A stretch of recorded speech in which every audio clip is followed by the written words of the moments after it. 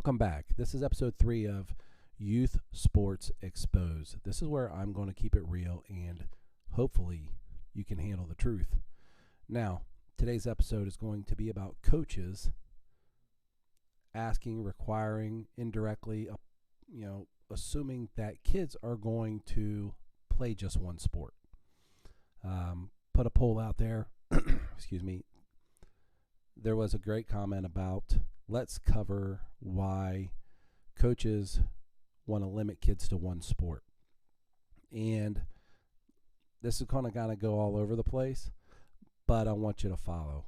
And I have extensive experience in this because I had a young man that I mentored since he was in 6th grade. He was a very large kid and a very good athlete, a freak of an athlete, to be real. Went to a local high school in Columbus, Ohio, that is known for both basketball and football. In 8th grade, this young man was 6'4", probably 220, and played running back in middle school football. A massive young man, very athletic. I had many talks with him. I coached him in basketball, but told him football could be a future for him. He was a good basketball player, real good basketball player, but not a great basketball player. But the basketball coach at this school basically forbid them to play football. Or if you're going to play basketball, you're not going to play football. If you're going to play football, don't plan on playing basketball. And as much less words, but that was kind of the understanding. I even went that far to go behind the coach's back, and I reached out to the high school football coach. I was like, you got to get this kid to play football. I mean, his future could be in football. And it still didn't work. And the kid played 4 years of basketball, was able to go to a junior college and get a scholarship at an NAIA school, where after 4 years, I received a phone call and said, Coach, I should have played football. You think you can help me now? At that point, this kid's 6'7", 265 pounds, 7'1" wingspan. Unbelievable size for a defensive end in football. I did all I could do, and I got him a tryout at the XFL.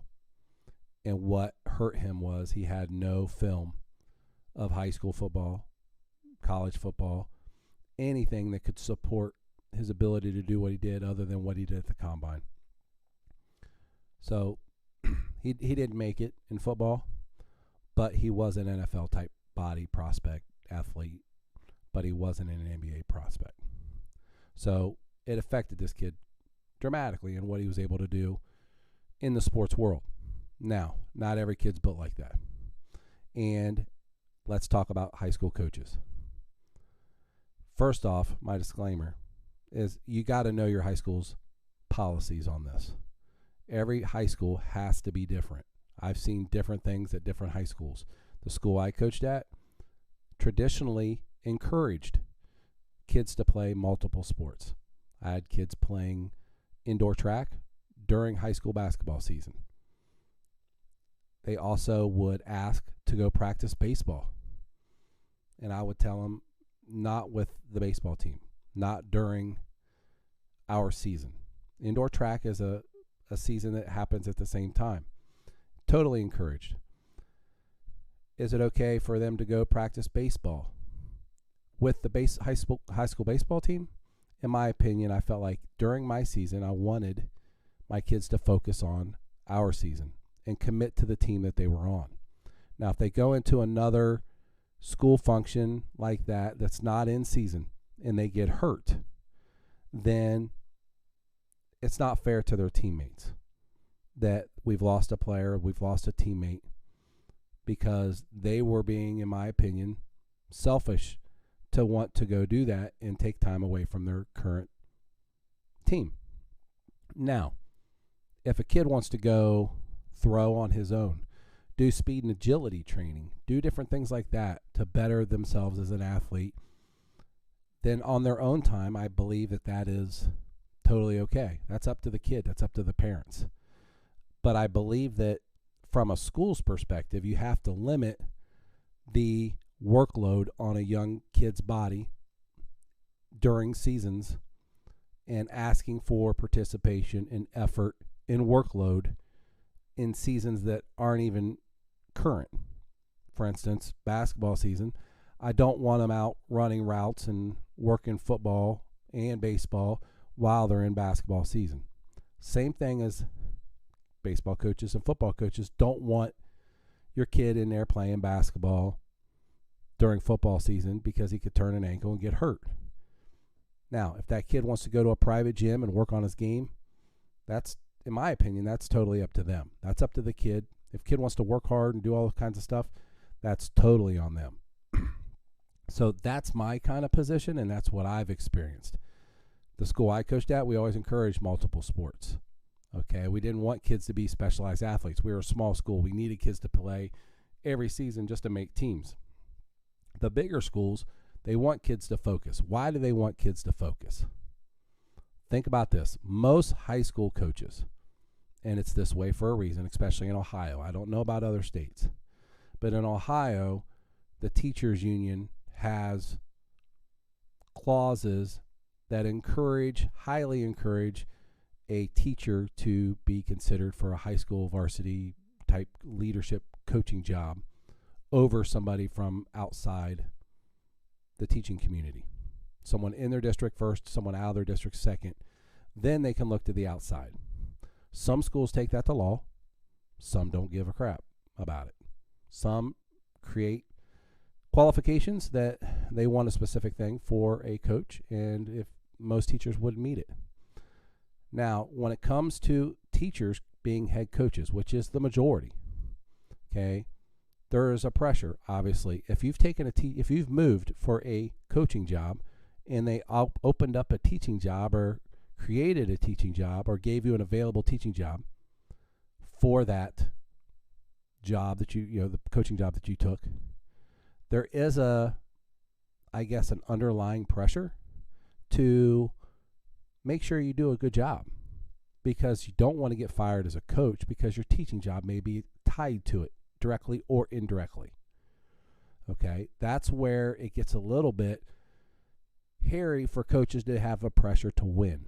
So if they can have 10 basketball specific kids that play basketball all year round, there's definitely a higher probability that you're going to be more successful than if you're coming into basketball season with kids that haven't touched a basketball for 8 months, and they're football players, tennis players, soccer players.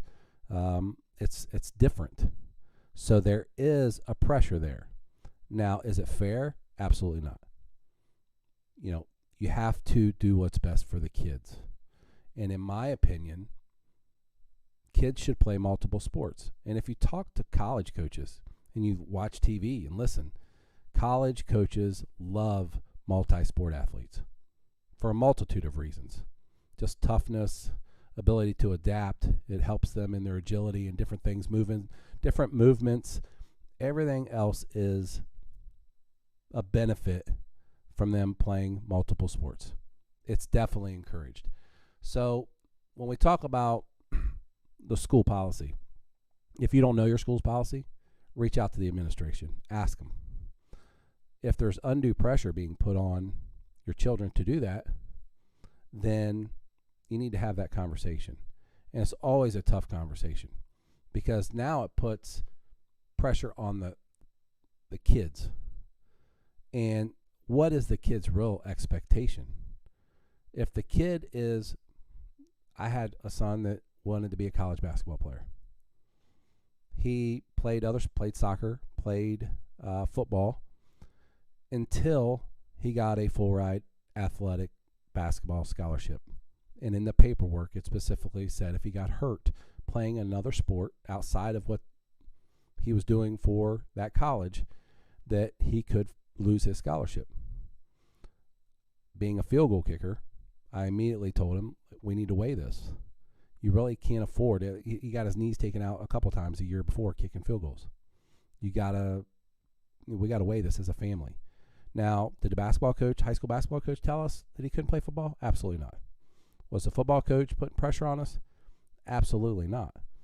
The college scholarship was earned from playing AAU basketball. That had nothing to do with his high school. Now, he played at a great high school that supported and helped him in getting a scholarship. But we made a decision as a family that he was going to stop playing football to avoid a risk of losing a scholarship that would pay for his education. Simply a parent-child decision. Now, most of these kids, they just want to be a part of a team. They want to play with the kids that they grew up playing with since they were youth. And that's something that you have to take into consideration. And I encourage you to ask your coaches to take this stuff into consideration. Now, I had a player who I had to cut. In my first 4 or 5 years of high school coaching at a very small school, we had such a demand for kids to play basketball that I had to have cuts. Didn't have enough uniforms. And I cut a kid, and later the seniors met with me in my office. My teams were always senior-led teams. I let them make a lot of decisions in the program. And they said that this kid had been their friend since they were little, and he just wanted to be on the team to help the team, and he would be a great practice player, and he understood that he wouldn't play. And they asked if he could come back on, make the team. So I put the kid on the team, and he was a great teammate and a great young man. Come to find out, we go into a holiday tournament, and in this holiday tournament, my big man, we're playing a really competitive team that was probably better than us, forgot his uniform. And we even talked to the referees. Can we wear a white T-shirt and write a number on it? Like, can we do something to get this kid to play? Because we were out of town. He didn't have a uniform. I don't know where our blood jersey was, but we didn't have an extra uniform. The kid that came on the team to just be a part of the team said, "Coach, I'll give up my uniform, and he can wear my uniform to play." We go on to beat this team, a great win, and just showed the character of the young man who just wanted to be a part of the team. And we had a great season, great experience. But, people forget that high school sports is an experience for these young kids. It's a positive or a negative experience, and it's going to carry into their adult life. The work ethic, the practicing, the relationships, learning how to adapt and overcome, challenges and maybe really big setbacks or losses. Those things all mold our children into the people that they become. And we sometimes forget that, especially because parents all want their kids to be stars. They want them to earn college scholarships. We all know mathematically that's not possible.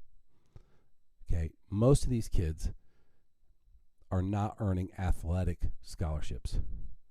They might go and play a Division III sport where they're offered a roster spot, which in football, they'll give you unlimited roster spots. Anybody can go play Division III football and get on a team, and they'll take your $40,000 a year of tuition and give you a jersey and give you an opportunity. There's a team here in Ohio, brings on 90 new freshmen every year, and then 90 the next year, then 90 the year after that. People don't understand that college sports is a business, and it makes a lot of money for these schools. But we are programming our kids, we're programmed to push our kids to be college athletes. For what? The odds of them going pro are slim to none. I've coached a lot of high major basketball players, and some are playing overseas. But I don't believe, we got some in the G League, but there's nobody making it in the NBA right now that I've coached directly. So the expectations we're putting on these kids are just not fair. And we're not allowing them to enjoy the sports that they grow up playing. And specializing in these sports, even at a young age. I've seen kids that play soccer all year round. And guess what? At 15 years old, my son's friend has a broken back because he's wore and tore his body doing the same movements over and over and over again, and pounding and pounding and pounding on that, back, year in, year out, same sport.